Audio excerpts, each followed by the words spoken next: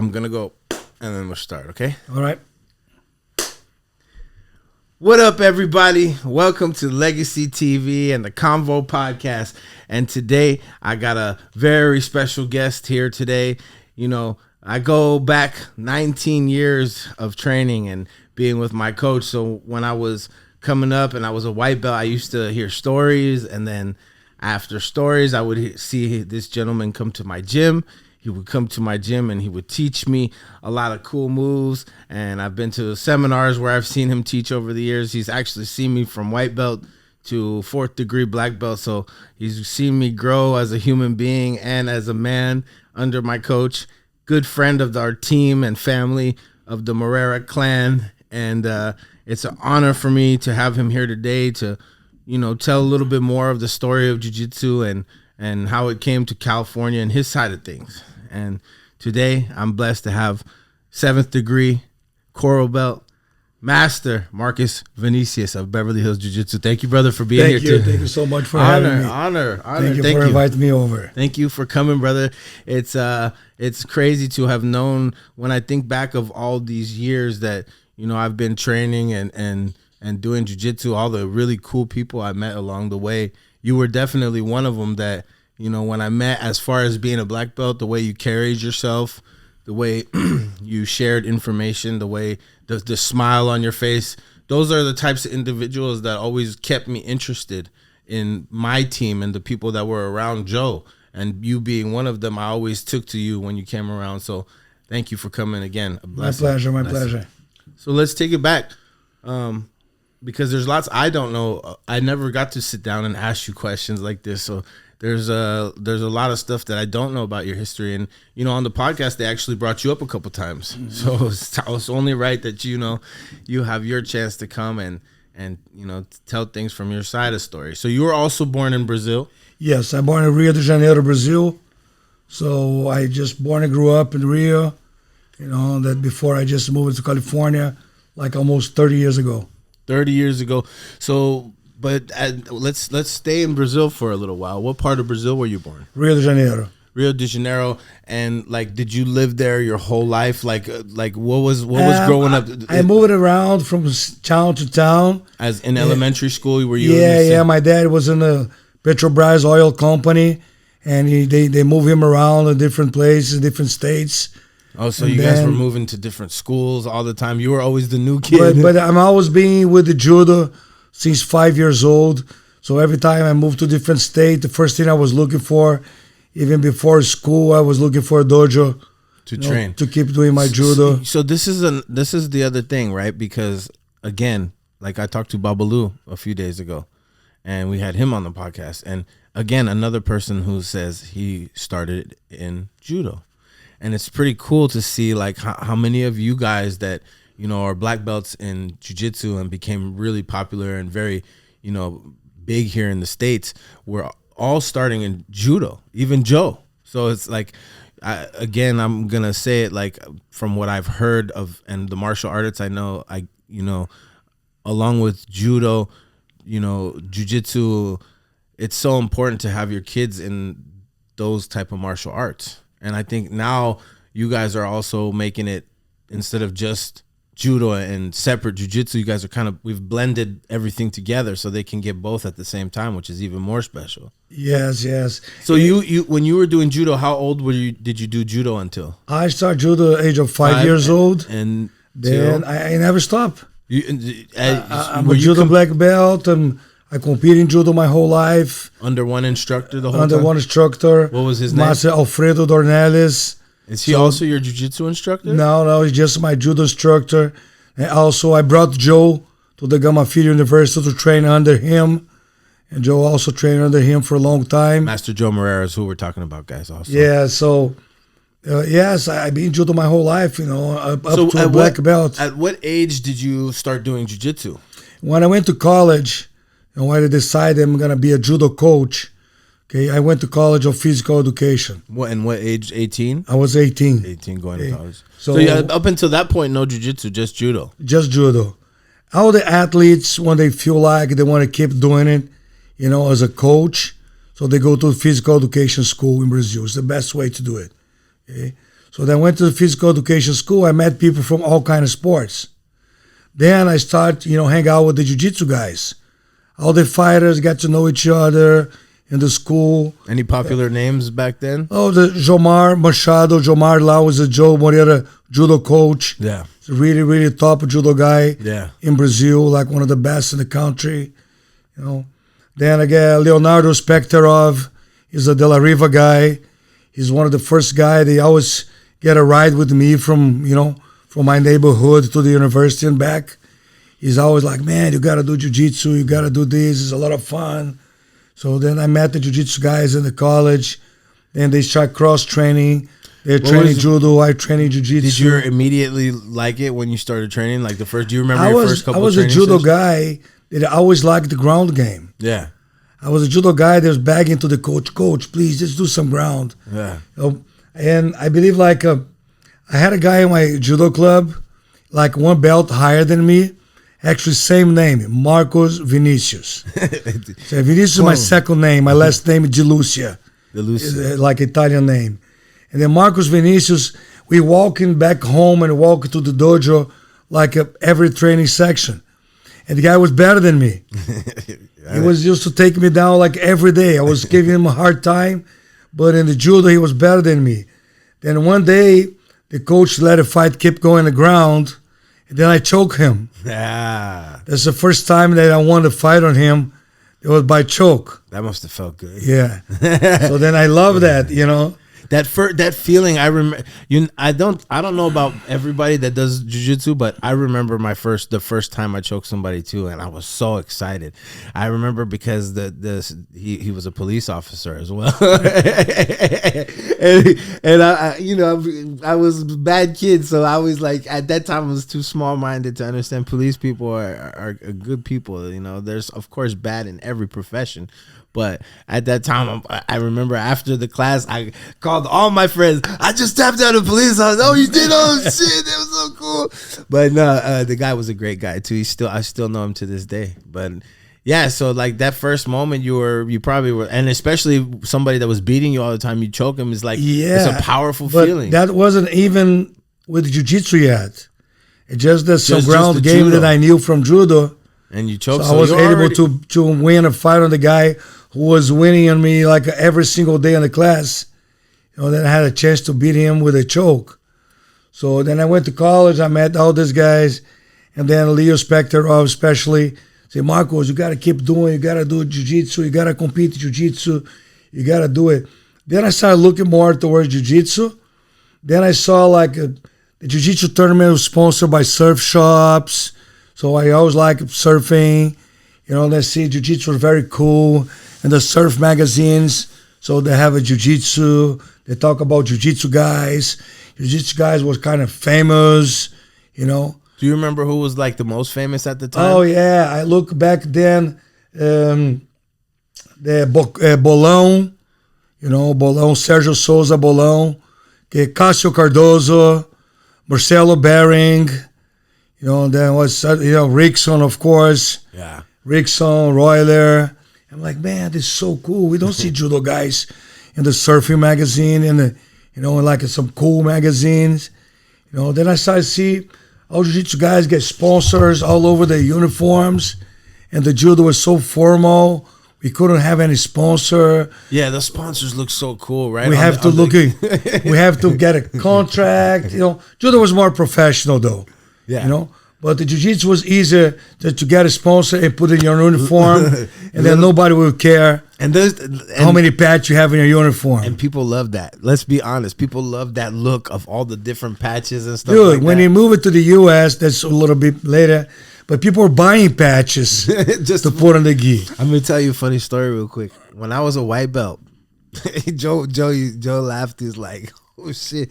I had more patches on my gi than the black belts as a white belt. I would show up to the tournament. Everybody's like, who's this white belt? Joe would laugh like, that's my student. Yeah, we just had a patch. They gave you something. Yeah, they made you look. It made you look. So good. I had a gym that gave me a personal trainer, and then a workout, and the physiotherapy, like a sauna, physiotherapy, all this stuff, and then clothes. So that sponsored me. Then another gi company started giving me uniforms for free. Wow. So I got free gis. Yeah. So, and then another company started giving me board shorts, the nice ones. And this was in Brazil. In Brazil. And what belt were you at when this is? I was blue belt. At this time, you were already getting sponsored like that. Yes. Wow. So you were really good then. all the good blue belts got sponsored. Yeah, all of them. I was like, look, in judo, even if you're black belt, it's hard to get a sponsor. Wow. So in jiu-jitsu, you don't have that much bureaucracy. So you just call them, look, I'm a jiu-jitsu guy, I'm this. I want this tournament. I'm looking for, little support, a sponsor.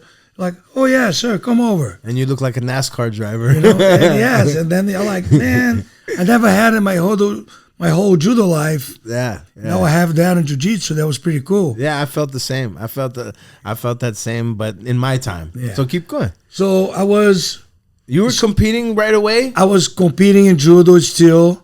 I was judo referee. I was going to the top referee in judo. I was already referee international tournaments in judo. So that means a lot because in judo it's not so easy. Right. You got to go step by step to get there, So I was working the Judo Federation, Rio de Janeiro Judo Federation. I was a marketing department. I was the marketing director. Then later on, I was the scoreboard guys director. So I did a lot of work in judo. So I was doing well in my judo career.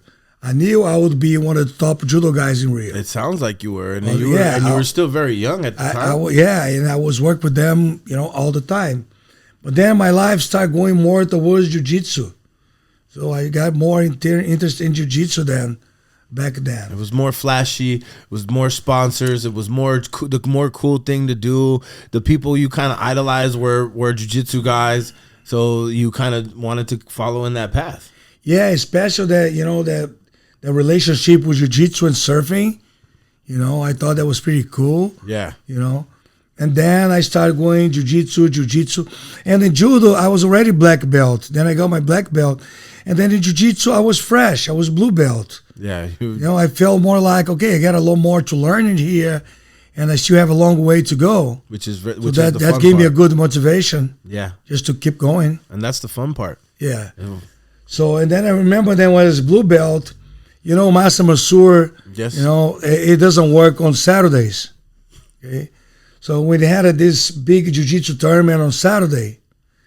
And me, Claudio França, and Alessandro in Brazil, So we're like, dude, we got to compete this. So all the big guys will be there. So we got to do this. But then Master Mansour said, no, nobody will compete Saturday. And then even he said, if you compete on Saturday, you're out of the gym. Wow. We're like, dude, very serious about it. That's hard, man. And then Claudio, Alessandro. Can I ask you a question? Was there a particular? I mean, we don't have to talk about it if it's something that he doesn't want to talk about. But what was the reason behind him not wanting anybody to? Because of his religion. Oh, okay. He's a Seventh-day Adventist. Oh, I understand. So they don't do anything on Saturdays. Okay. Saturday is a day off. That's it. We like begging him, Master. Please. Okay, you respect your religion, but we are not that religion. So we need to compete. We have sponsors. We train so hard. This is like the most important tournament. And he's like, nope, you're out of here. No, if you guys compete, you're out of the gym. Wow. Put his foot down. Then me, Claudio, and Alessandro like, dude, now what? We're so ready to do this. So what are we going to do? And then Claudio said, later on, Claudio said, Marcus, I met this guy, Joe Morera. He's a black belt. He has his own gym, and it's not like a Gracie or this lineage or this line. It's like a more open for everyone. And I think Master Mansour will be okay if you compete under Joe Morera. Wow. But then I already knew other guys from the police department, and they're teaching the police department. And I asked, look, it's okay if I sign up under this tournament, Copa Company under Police Academy? Like, yeah, nobody know it. You'll be good. You'll be good. So that's how you end up in the tournament. You know. And that's how you started competing? And then no, I fought the tournament before that one, and then we went to the tournament and we did well. I lost in the semifinal against. This was blue belt. Blue belt. Yeah. I lost in the semifinal against Walid Ismail. Oh yeah, and he's super. He's Yeah, really good. by one pass to guard. That was it. That's it. Three to the side control. Side control. That 3 was points. It. And then back then 2 points. You know. And then can I ask you a question? And Claudio, real quick while we're there, don't you like? And we'll go right back to Claudio. But don't you think if you pass the guard to mount and it's 3 + 4 in a tournament, which is 7 points, why when you pass the side control it's only 3? Don't you think it should be maybe 3 + 2? I mean, you have look. It's a great. I submit more people in side control, much more than I do in mount. For me, I think it's a more dominant position in jiu-jitsu. Look, we don't get points for side control. When we improve it from the guard to the side, you get 3 points. Yeah, I don't understand why it's better to go from the side from the guard to the mount. You know, than to so side the mount position is harder to get. You know, like look, mostly. Don't pass through the mount. Mostly pass to the side. Then from side, try to mount. Yes. Look, just for you to know, back in the days, past the guard, it was 2 points. And the knee in the stomach used to be 3 points. Oh, so that was, because that's dominant. But then people like, dude, past the guard is harder than knee in the stomach. Yeah, for people sure. with a good guard, it's so hard to pass. For sure. Once you're already on the side, not so hard to pop up and put a knee in the stomach. Yeah. So let's change it. And all the old school guys and the new guys together, we decided, okay, pass the guard now on, 3 points. 3 points. Knee in the stomach, 2 points. Yeah. Okay. That's what I understand. So wow, so you lost to him just by him passing the guard. Yeah, one pass the guard. Then Claudio made the final with Walid, and Claudio lost by 2 pass the guard. Claudio got silver. And then I got 3rd place. Back in the days, also, a lot of people don't know, okay, there was no tournament for white belts. Oh, wow. You had to be a blue belt to compete. Good. Your white belt, stay in the gym. Practice till you get better. You're not ready. You're not ready. When you'll be a blue belt, you're allowed to compete. That's cool, actually. I think that makes your white sense. belt, work harder. Yeah. Get your blue belt done. When you become a blue belt, then you can compete. Makes sense. But then jiu-jitsu become more commercial. For sure. A white belt division is always packed. The most packed. Packed. So people like it, Yeah. to compete as a white belt. Yes. But I don't think that was the bad thing.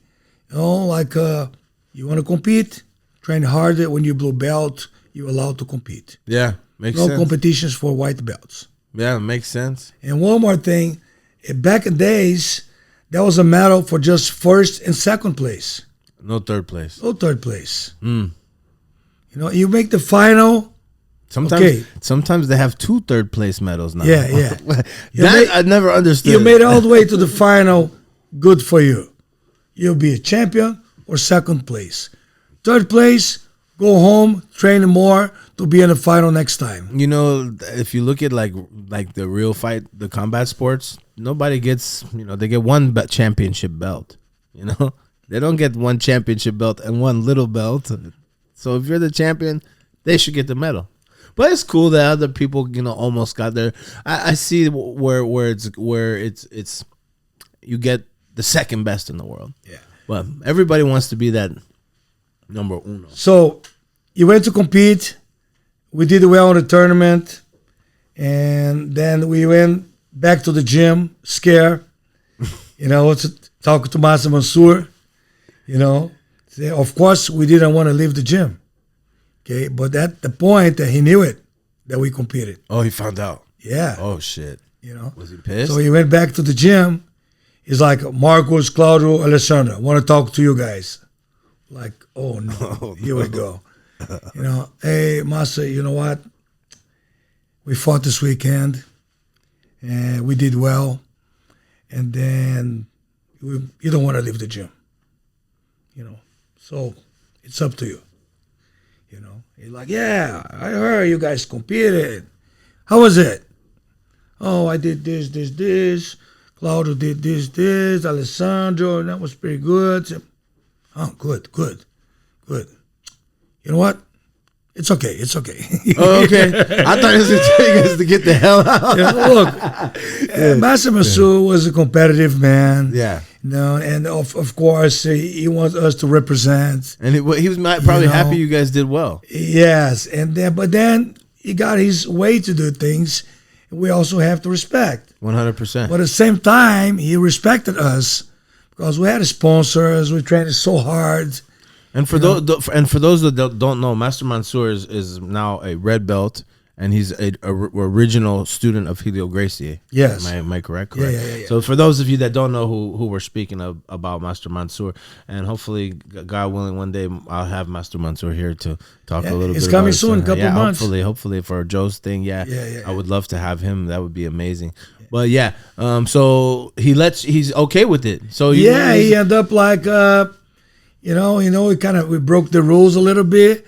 But then at the same time, he felt like, those guys, they care about competing and then show up and represent. And they don't want to leave put themselves on the line, Like a lot of people in the gym, they're like, oh, we just want to train. You don't want to compete. We're good, and not us. No, you we want to represent. We want to compete. Yeah, that's awesome. And then he was okay with that. And after that, we never had that problem again. And so you would just, from then on, you would just start to compete like a lot? Yes. And then that's how we met Joe, going to his gym and training sometimes. Although Joe gym was a Barra da Tijuca neighborhood, right by the beach. Nice area. It was oceanfront, Oh, yeah? nice neighborhood. Living good. That's our area that we used to go to the beach. Okay. So he had a nice school out there? Yeah, he had a nice school right oceanfront. It's like, oh, you guys welcome to train anytime. Do you have a lot of students at that time? Do you remember? Look, I used to hang out there as a kid at the place where Joe opened the gym. There's a lot of people. When I was just in judo, I was just a teenager. So one of my family members, my uncle used to live there. Wow. Wow. And then I used to hang out there on the weekends, and I knew the guys from the gated community. They later on become Joe's students. Yeah, because I had heard so many stories of him having such a successful school. But I knew them like way before jiu-jitsu. Wow, that's awesome. So then I felt cool go training with Joe sometimes because I knew the guys. And so at the time that you would train with Joe, Joe was already black belt. Yeah, no, Joe was already black belt. When he fought at Copa Company as a blue belt, Joe fought as a black belt. What was your first experience training with Joe? Do you remember? No, that was in the gym, on his own gym. Did you guys roll? That we trained with him. No, mostly Joe were teaching. Okay. We were rolling Joe's students. Yeah. And then we also brought Joe to Master Mansour, and Joe took Master Mansour as a master for him. Yes. So we brought him over. So the same way we went to train with him, I brought him to train with my judo coach, and I brought him to Master Mansour as well. That's awesome. Yeah, it's so crazy how you guys have so many ties to each other. You know what I mean? And the Joe started doing the Atlântico Sul Cup. Which was the first, South Atlantic, which is storing the tournaments, right? Yes. So we didn't have many good tournaments back in the days, and then Joe Morera put this first inside the dojo tournament, and the second one. What do you think was different about his tournament from the other ones, like that made it more special? No, first we didn't have many tournaments, like a really, really rare. We have a jiu-jitsu tournament. So it was somebody that was kind of revolutionizing, And Joe started doing it. Back in the days, only Richelle Santos, used to organize, big tournaments. Wow. So the whole jiu-jitsu community was pretty much dependent on him. Wow. The federation wasn't active at all. There was no Brazilian federation, no IBJJF. That's crazy. So, and then Joe, we felt like, look, jiu-jitsu deserves better tournaments. Yes. And Joe did a little start, but Joe were by himself. In the Atlântico Sul Cup number 1 and 2, Joe was doing the whole thing. Yeah. He's calling the fighters, refereeing, give them the medals, go another fight. He did the same thing when I was a white belt coming up, blue belt. Like when he used to throw him out, he didn't change too much with that. So he was doing the whole thing. Then me and Claudio France, I would say, dude, this guy needed help. Yeah, for sure. So he went from physical education school, myself and Claudio, then we learned how to organize events, how to prepare to ask it for sponsors, how to do it the right way. Yes. Then we say, Claudio, and I do the brackets. We call the brackets. You help Joe, refereeing. So let's do this together. I believe 3 guys can work way better than just one guy. For sure. So then we started helping Joe, and the tournament just grow. And this is in Brazil. In Brazil. Yeah. The tournament just grow, and become like one of the most important tournaments in Brazil. All the major, like, because I remember looking back at some of the pictures that Joe had over the years, and like for those that don't know, this is like the real origins and history of jiu-jitsu and especially the competitions. And like at the time, like I remember seeing pictures of like the Gracies, like everybody was competing in these tournaments. Yeah, we had a pleasure to have Carlos Gracie come and check it out on one of our tournaments.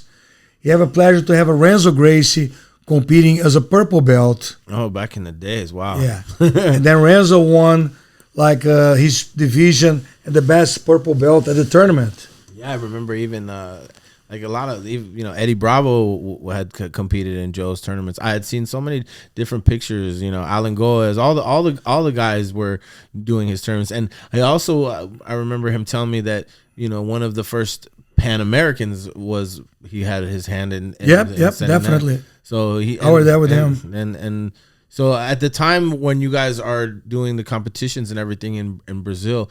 You stay and you're training with who is your main instructor that Master Mansour all the time. You went from white to black belt. Oh yeah, and been with him the whole time. Master Mansour is like a second father. That's how I feel about Joe. Yeah.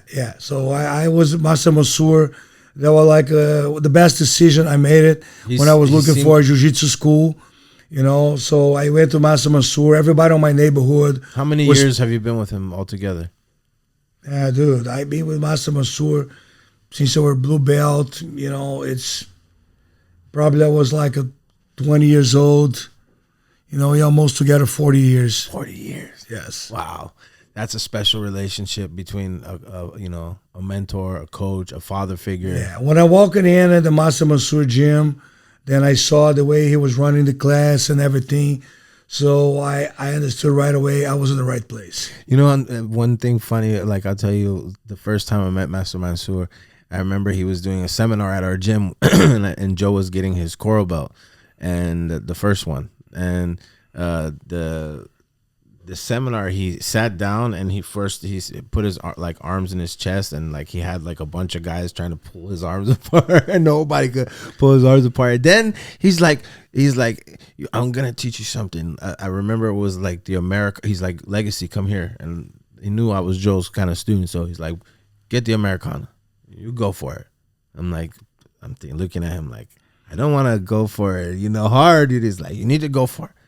And I remember as soon as I did that, he used the C-clamp in my armpit, my tricep area, pushed me off the arm lock, and I've always used that to this day. And one of the things I'll never forget I learned from him, and it's always stuck with me.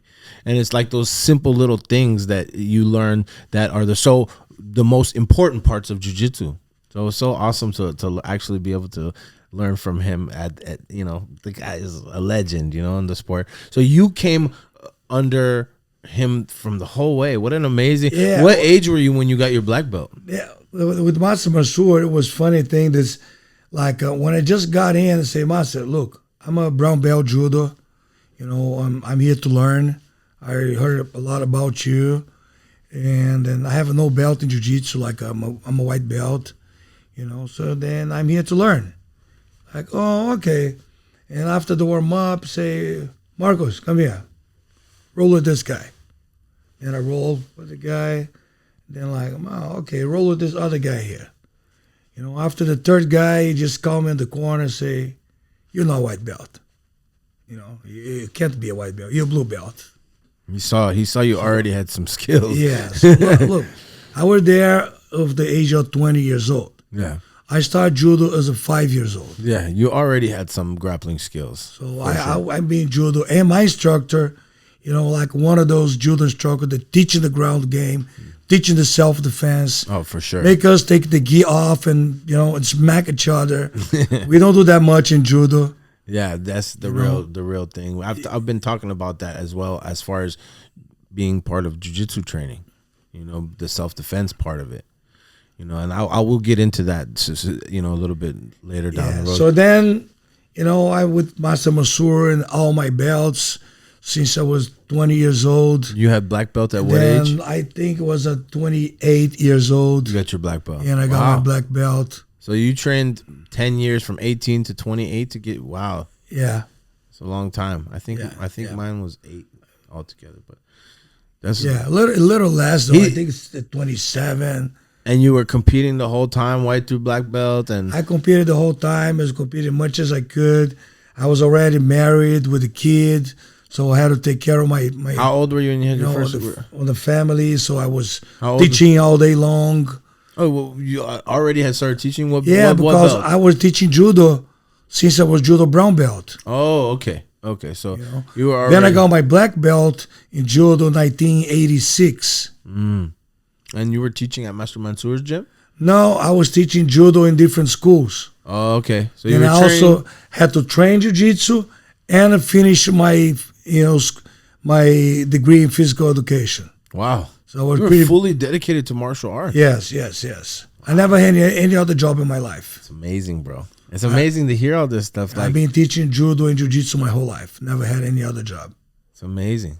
It's amazing because I didn't know that. You know, I know you, but I didn't know you like that. That it started like that, and to be, you know, I love that going with one coach from white belt to like all these years. I think that's amazing. I'm so loyal to my coach too. Like no matter, even he's upset with me if when I do things or whatever, certain things, it doesn't matter to me. He knows even if he yells at me, like, he can call me 10 minutes after that, and I never leave his side.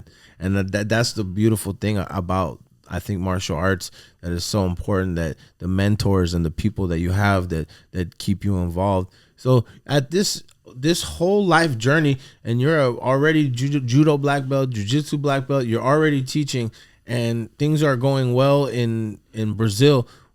At what age did you decide to come to America? I was about 30 years old. So shortly after you got your black belt? I tried the first time on 1995. Okay, and so I went to Japan to train judo for a month at the Kodokan International Judo Center. So I spent 1 month in Japan training judo 3 times a day, every day. That's the best of the best. Yes. Yeah. And then after the Kodokan, so I came, to stay with Joe and start my career in California. So Joe had already moved here, and you decide after Japan, you go straight from Japan to California to work with Joe. Wow! But then, Joe was in Newport Beach at the time. Newport Beach, yeah. And so the plan, what did he just call you and say, "Come on over here"? No, Joe was calling me all the time. So since he left, he already said, "I'm opening the door for us." Yes. Wow. It's so crazy how you're not the only person that said this. So many other people have already said. No, Joe had helped so many people to start their life in jiu-jitsu in California. So many people. What an amazing thing, just to keep hearing it over and over again. And all of these people that have said it all have very successful gyms, beautiful gyms, are touching so many people's lives and helping so many different people. And just to think that he, yeah, what a great guy he was, to be so selfless and help so many other people to pave their own way out here. What a legend. Shout out to Joe Morera. Yeah. So you came out here. Did you start teaching at the school? I came here on 95, and I started teaching at the Joe School. At Newport Beach? What classes would you teach? Did you have like a regular schedule there? Or? I had not a regular schedule, but I was here ready to teach. whenever you ask me to private teach, classes. Joe asked me to teach at Pomona, where's Rick Lucero. So I went there to help Rick Lucero. Rick was like a blue belt, and Joe asked me to go different places to teach. I said, okay, wherever you send to me, I will do it. And then he sent to me in 1995, I had a visa problem.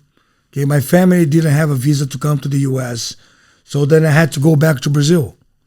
So then I spent 2 years in Brazil, 96, 97, and then in 97, I got visa, then I came back, then I started teaching, and Joe already had a place for me at Beverly Hills.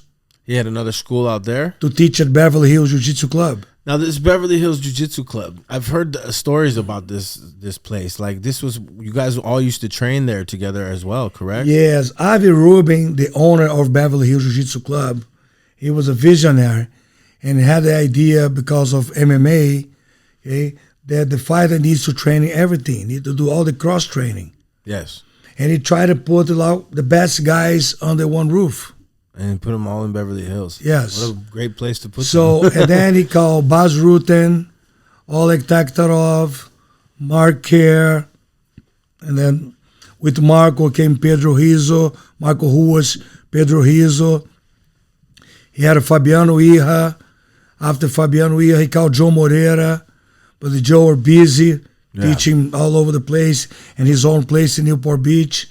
And then Joe was sending people every week, but most of the Joe guys were in Orange County. Yeah. Like, Joe, I don't want to drive to LA. Right.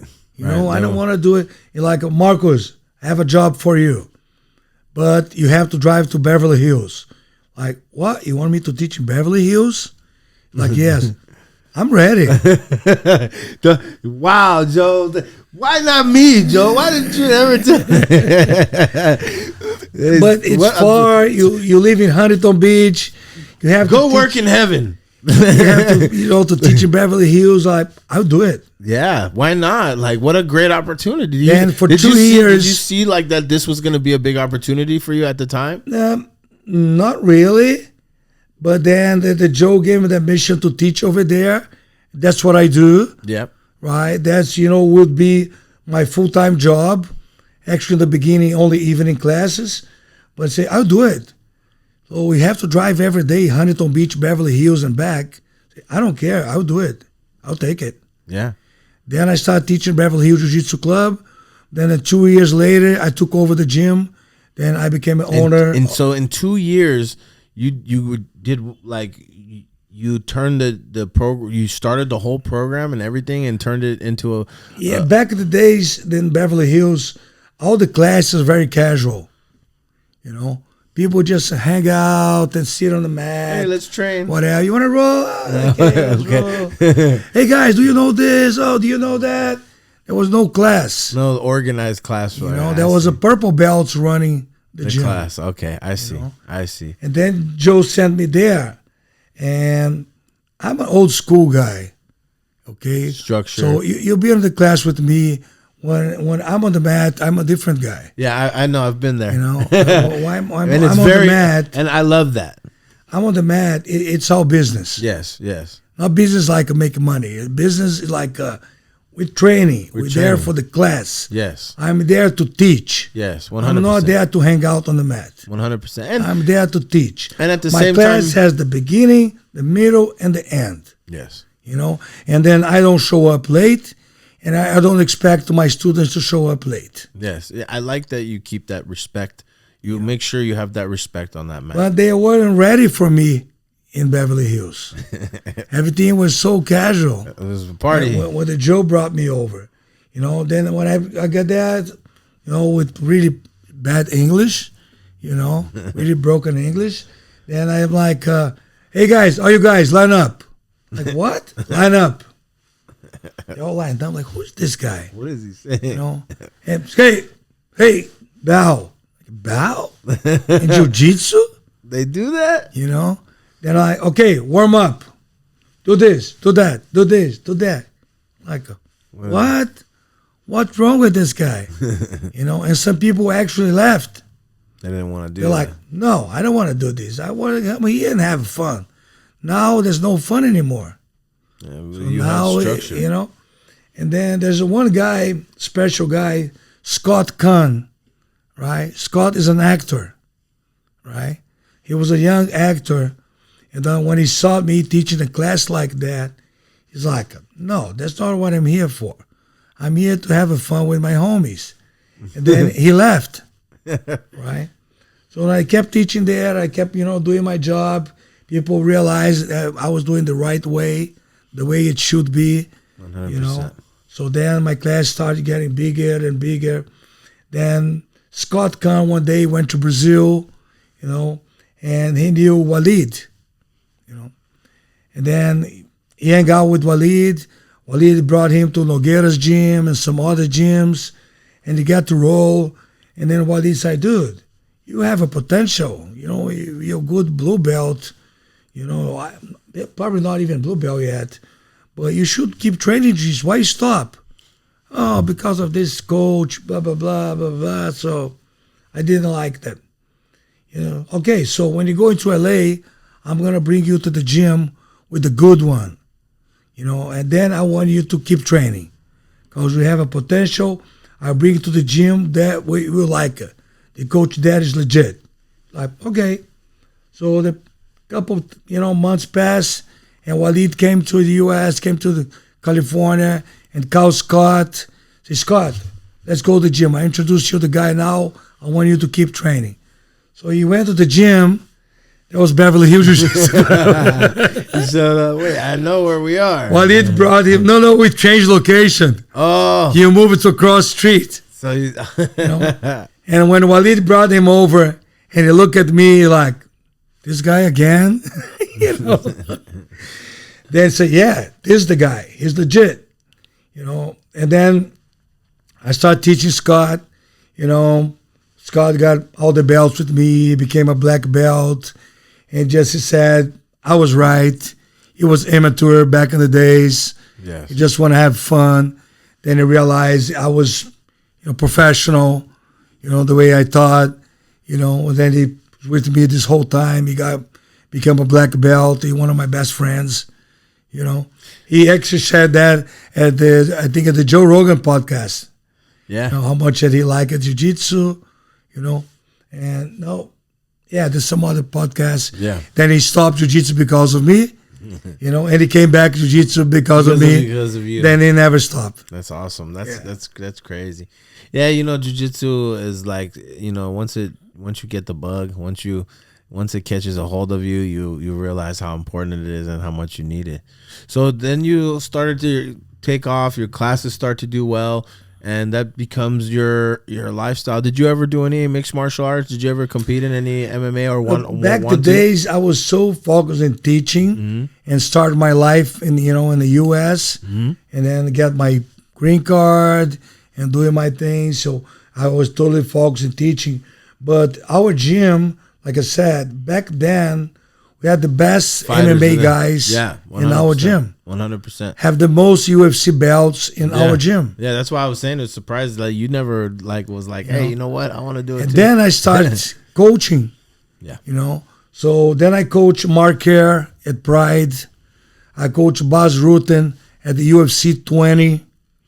Bas Rutten's awesome. I coached Fabiano Iha many times. Him too. I coached Fabiano Iha in Japan. I coached Fabiano Iha in New York. I coached Fabiano many times in the UFC in Vegas. So then I start using my ability to teach to coaching MMA guys. Yes. Then I start, create some new guys. Amir Hanavardi, who was with the Joe, a lot. So I start coaching him. I started coaching Mark the Bear Smith, like a big heavyweight guy. I coach Gator, Justin Harriet Gator from LA. He was a little guy, lightweight. I brought him to fight many times, And then I started doing more MMA. So when the MMA guys started doing his own things, open their own gyms, then I started focus more in jiu-jitsu with the gi, And the new generation of MMA, they're more like, okay, I'm ready. Yeah. I know a guillotine. I know a triangle. I know a key lock. I want to fight. I know a couple takedowns. I want to fight. Yeah. Yeah. then I'm like, dude, you're not ready. Yeah. To really succeed in this game, you need a lot more than that. 100%. Because every time you step up and fight professionally, if you lose, you put one loss in your career. It's a big deal. Then another one, then another one. Yes. And how can I sell you guys with the record 0-1 Yes. or 0-2? Yeah, 100%. You know? People just I think a lot of people just want to, be a fighter. They want to say they're a fighter, and like those are not people that are going to do martial arts for a long time. I think there's two different types of people. There's the martial artists, and then there's the fashion, do it for a little while and bye-bye. So then I found out there are not many guys in my neighborhood that really want to dedicate their lives on the mat, like we did, myself, Joe, and other guys. And I just focused on jiu-jitsu with the gi. That was the best thing. Mm-hmm. That's what I've been doing. Lots of jiu-jitsu with the gi. Of course, they got some no-gi techniques involved, always.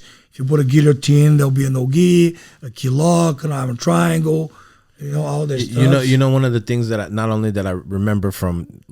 What up, everybody? Want to take a quick second out of the podcast just to give a shout out to our sponsor, the best criminal defense attorney I know. The last time I got in trouble, I needed somebody that was going to look into my case and actually fight for me and get me the best deal possible, and he did that.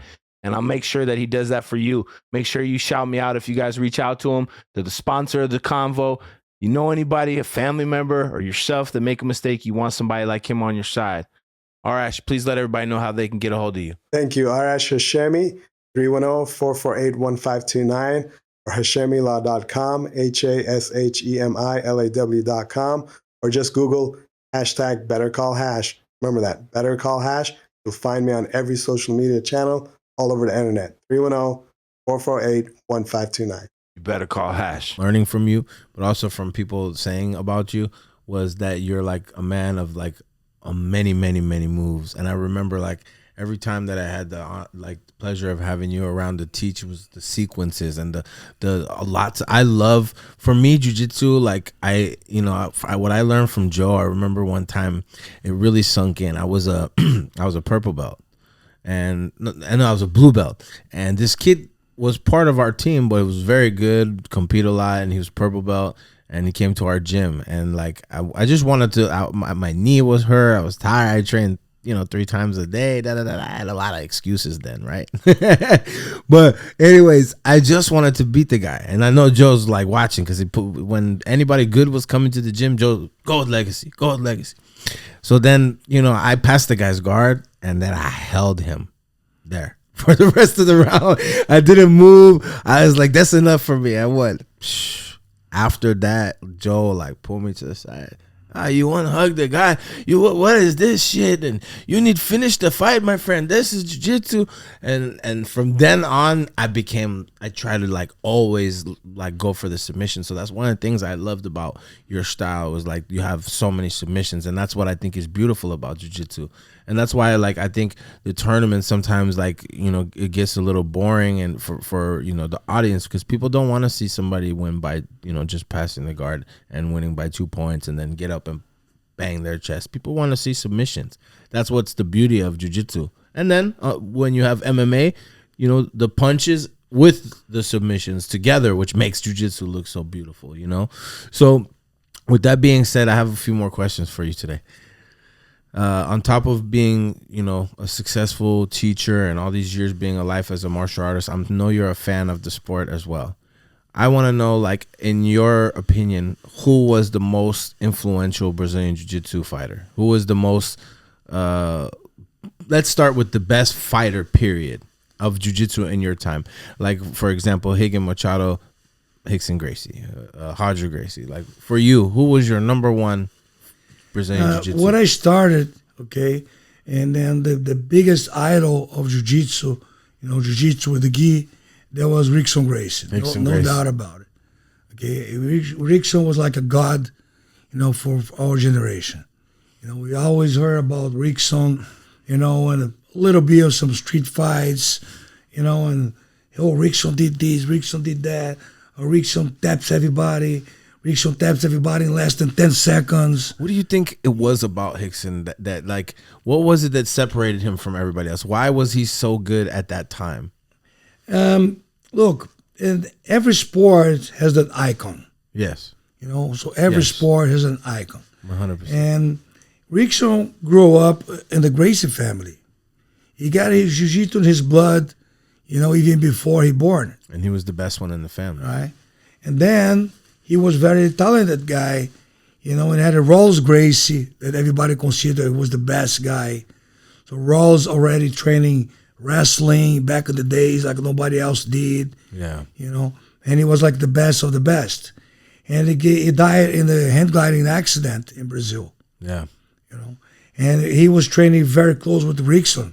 He was, you know. So they were good training partners and they were the best. Good training partner. They were the best guys. You know, the family always has the best guy on top of the family, representing the family for all the challenges and all the super fights and stuff like that. And that was the man. And that became Rickson, who was right under the Grandmaster Helio Gracie, you know. And then he would develop in his own way, you know, a lot of techniques. And he got connected with the natural gymnastic, yoga, the way of breathing, and all this stuff. He's very fascinating man. Yeah. I like to hear the things that he talks about nowadays, like when he does, you know, interviews and stuff like that. His thoughts on jiu-jitsu and everything, and the way he teaches now it's a man I respect a lot, and I love to see and learn a little bit from here and there when I get the opportunities. Yeah, and right next to him, there was, you know, his brother, Royler Gracie, who was amazing. And then Renzo Gracie was a little below. I saw Renzo become a purple belt, brown belt, black belt. You know, was an amazing competitor as well. You know, all the Gracie members, the great competitors. And outside the Gracie family, you know, we start seeing the guys. They're like, man, look at this guy. Like De La Riva. De La Riva, yeah. When the De La Riva guard fought Royler Gracie, and they just pull out the De La Riva guard, and Royler didn't know how to deal with that guard. Speaking of this name, De La Riva guard, let me ask you a question now, like, just because, like, I on my YouTube, right, I do these shorts, like I do different moves. I just put music, I put my own little hip hop style with my moves, right, just to make it a little bit more fun for when, you know, my crowd to watch the moves and stuff. But like back in the days, like there was a lot of moves, but no name. Am I right? Yep. This people naming the moves now. They have all these weird names. I said, you know what? There's still so many moves in jiu-jitsu have no name. Am I right? Yeah. It's kind of crazy. Like, you know, for stand-up is different, right? Because, you know, you have the jab, the uppercut, the cross, like the overhand, you know, spinning back fist. Like, but for jiu-jitsu, there's so many submission that don't have names and sweeps and stuff. So it's like so much to learn. Yeah, and then also because a lot of things they don't have names, there's some techniques that people just name it. Yeah, like I do that too. Out of nowhere. You know, I remember when I came to the gym, everybody's talking like, "Oh, this 93 guard." 1993. What did I 93 guard? And then another student said blah blah blah blah blah blah. Then I did the 93 guard. 93 guard. What the heck? I never heard about it. How come I just came from Brazil? Yeah, people just want to have something. I never heard about this 93 guard. Then one day that I asked, say, guys, where you got that from? Yeah. The 93 guard. Oh, because I learned how to play the guard in 1993. That's I call 93 guard. I said, get out of here. Yeah. You know, so people start inventing names. It's funny because I just tell people off the guard. I just look at it three ways. It's like the full guard, you know, the half guard, or like, you know, open guard. Pretty much. That's the way I look at it. I try to make it more simplified for myself. Like, now let me ask you a question. Do you think it's important nowadays? Because we're in 2024. I train in the gi, and I always tell my students you should train both. I love to train in both, and after doing jiu-jitsu for this many years, I honestly cannot tell the difference. I take the gi, and my coach Joe, he says the same thing. Gi, no gi for me, it make no problem. It doesn't make a difference, and I honestly don't feel any difference. Like I still can do the same thing with it on or with it off, or the other guy has it or he doesn't make too big of a difference. But a lot of people nowadays are more becoming close into the no-gi. And is like the jiu-jitsu evolved a lot. And what is your opinion as someone that's been around the jiu-jitsu this long? Like, do you think that people should be training both, or do you think like the gi is starting to slowly go away? What is your thought on that? Look, I think that both are important, that gi and no gi. And why? Okay, and because you have a lot of no gi situations that you cannot depend on the lapel. Right. You cannot depend on the sleeve. Right. So you have to know how to deal with both. Correct. Okay. But I think that can be done in the same class. Correct. That can be done in the same class. Okay. You can teach, look at this situation. Boom, boom, boom, boom. Did I grab your gi? No. This is a no-gi technique. Correct. Right? So, but then when you go sparring, we should have some sparring with no gi. Of course. Okay. All right, take it off your top. Now roll, no gi. Okay, there should be both ways. The thing is, if you start with the no gi, you only train in no gi, you can't train with the gi. You can't handle it. Right. A lot of people. Because you've never done it. Yeah, I've seen that. You're right about that. People are like, no, I hate the gi. I hate the gi. I hate the gi. I don't want to. Yeah. You know? Yeah, and for us who trained with the gi the whole life, we're going to train no gi? So, yeah, no problem. That's it's even easier. No problem. Yeah. I'm not saying it will be easier, but I would say we have no problem to doing take the both. gi off and training no gi. I just feel like for me it becomes a little bit more like there's less there to hold me back. Like I don't know. I guess a lot of people who do jiu-jitsu long enough understand. Like, and I'm sure you do too. Like it's not like now that you can't grab onto me at all. Like it's even more problem for you that I don't have a gi on.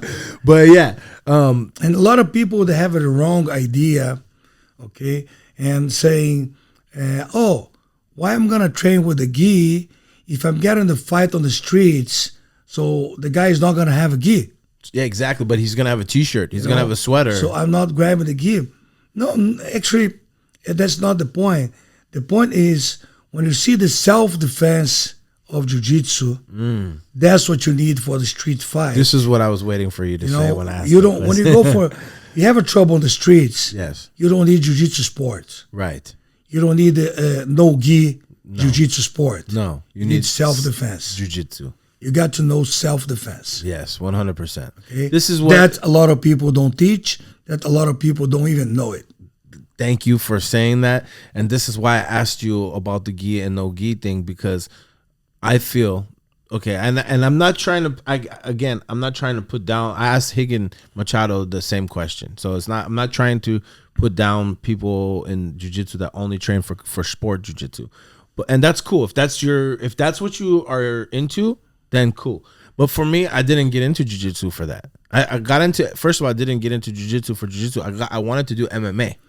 I wanted to learn MMA. I wanted to, and I had already boxed growing up and do stand-up. So when I got into like jiu-jitsu, it was because I wanted to do MMA.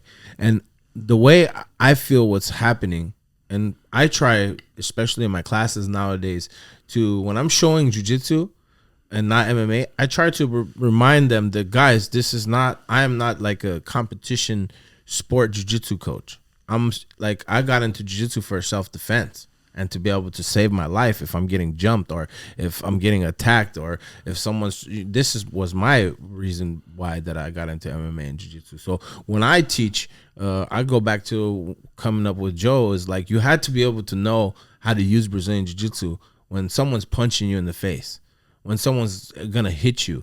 You had to be able to defend yourself and actually be able to use jiu-jitsu in that situation to call yourself, a black belt. And like, no offense, but I feel like there's a lot of people that do jiu-jitsu that don't even practice those situations ever. And then when they end up in that situation that they're getting punched, all of a sudden they don't know what to do because they've never practiced that side of jiu-jitsu. So do you feel like maybe like in a way, sport jiu-jitsu has kind of taken away that the fact that jiu-jitsu, what the real intention of what Brazilian jiu-jitsu is, and that's a martial art for self-defense? Look, what's the point that you learn martial arts only as a sport? Then when you get yourself in trouble, then you have no idea what to do. Correct. So what's the point? Then you become a national champion, Pan Am champion, world champion, and you can't defend yourself and your lovely ones. Exactly. Right? 100%. I think it's a shame. Yeah. You know, if you become, look, I'm a fighter, I'm a black belt, I'm a champion, and the guy comes to you like, now what? No. I just do jiu-jitsu sports. Yes. Yeah. You know, what are you gonna do? Pull guard? That's what I worry about. What are you gonna do? Do the rubber guard on the streets? Yeah, and that's not gonna happen. You're gonna do De La Riva guard. The guy's gonna kick you on the streets. The guy. That's what I try and tell my students. Like, remember, like at the same time, like a lot of the moves that you guys see in the modern jiu-jitsu and the tournaments and stuff, it's not gonna happen in a street fight because you will get punched in your face in those positions. And then, like I said, look, nobody wears a gi on the streets. Awesome, I know that. So when you do the self-defense, you don't grab any fabric. Yeah, you practice. If you grab my lapel, if you grab my sleeve, I will defend myself. Yes. Against that. But in all my defenses, I don't grab your clothes. I don't grab of anything. 100%. Okay, when I apply my self-defense. 100%. And then one thing that also I do a little bit different than mostly people, like I see self-defense, let's say somebody give you a headlock from the back choke. You hold the arm, you flip overhead, and then people step over and lie down with the arm lock. I don't do that. Yeah. I'm not gonna lie down on the streets. Me neither. I'm gonna put my knee, the guy. Yeah, I'm gonna put my knee on your belly and try. Yeah. Right. Yeah. I'm gonna put one knee in your stomach, one knee in your neck, break your arm while I'm on top of you. Then I'll be able to look around, and see what's up around me. This is one thing that I'm so glad you said it like that, because I always tell my students too, when you're on top in jiu-jitsu, like I see some guys falling back for submissions and stuff. I was like, what do you do? This is not good self-defense jiu-jitsu. If you're on top in a street fight or in a MMA, do not fall back for a submission. You're on the top in a good position, you stay on top in that good position, especially when it comes to self-defense and that type of situation. Okay, well, one more question for you. Favorite, since you also do Brazilian Jiu-Jitsu, I know you're a fan of mixed martial arts and have seen many UFC fights. You've been in the corners. You've been a coach. Your favorite all-time mixed martial arts fighter? You have one. Look, you can pick one, number one all-time, like the one you put on the wall. Look, the number one guy always got to be in the wall is Royce Gracie. Royce Gracie. It's Royce Gracie. There you go. Okay, before Royce Gracie, nobody really knew. The world didn't know how efficient that jiu-jitsu was, you know. So when Royce stepped on the mat, he fought those MMA fights with no time limit, with no rules. Any weight division. He fought the guys way heavier, bigger than him. Super strong guys. Any martial art. Any style. Yeah. He was a skinny guy. You got to give it to him. And he won UFC number 1, number 2, number 3, number 4. Got to give it to him. You know? I agree. I think and I reminded this to people the other day, like there's a reason why you see the MMA that you guys see now is different with jiu-jitsu, because they all train jiu-jitsu. If you go back and you take the one time, I always remind myself, I remember when it was a brown belt, I was getting ready for Pan Ams, and I'd like to say at that time, you know, you train to a brown belt, you're pretty good at jiu-jitsu, especially coming up under our type of lineage, our type of coaches.